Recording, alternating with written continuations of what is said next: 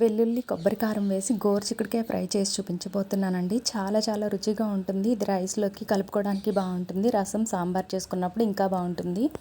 దీనికోసం ఒక పావు కిలో గోరుచిక్కుడుకాయలు తీసుకుని శుభ్రంగా కడిగి కొన్ని నీళ్లు వేసుకుని స్టవ్ మీద పెట్టుకుని ఒక 2-3 నిమిషాల పాటు ఉడికించుకోవాలి. ఇలా ఉడికిన తర్వాత చుట్టూ ఉన్న ఈనెలన్నీ తీసేసుకుని చిన్న ముక్కలుగా కట్ చేసుకుని పక్కన పెట్టుకోవాలి. ఇప్పుడు ఒక మిక్సీ గిన్నె తీసుకుని ఒక 10 ఎండుమిరపకాయల ముక్కలుగా కట్ చేసుకుని మిక్సీ గిన్నెలో వేసుకోవాలి.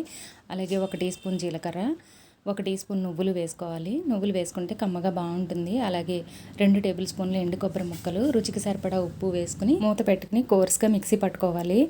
తర్వాత ఒక 10 వెల్లుల్లి రెబ్బలు వేసుకుని మళ్ళీ ఒకసారి మిక్సీ పట్టి పక్కన పెట్టుకోవాలి.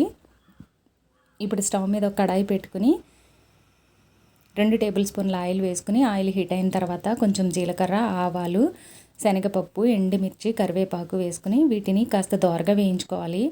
ఇలా దోరగా వేగిన తర్వాత కట్ చేసి పెట్టుకున్న మీడియం సైజు ఉల్లిపాయ ముక్కలు వేసుకుని వీటిని కూడా కాస్త దోరగా వేయించుకోవాలి. ఇలా వేగిన తర్వాత 1/2 టీ స్పూన్ పసుపు వేసుకుని ఒకసారి కలిపి ఉడికించి కట్ చేసి పెట్టుకున్న గోరుచిక్కుడుకాయ ముక్కలను వేసుకుని ఒకసారి అంతా కలిపి మూత పెట్టుకుని ఒక 2-3 నిమిషాల పాటు బాగా మగ్గించుకోవాలి.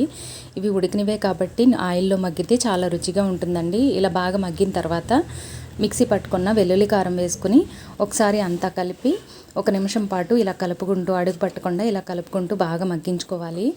ఇలా మగ్గిన తర్వాత స్టవ్ ఆఫ్ చేసుకుని సర్వ్ చేసుకోవడమేనండి. అంతే, గోరుచిక్కుడుకాయ వెల్లుల్లి కారం రెడీ అయిపోయిందండి. చాలా రుచిగా ఉంటుంది. ఇది రైస్లో కలుపుకోవడానికి చాలా బాగుంటుంది.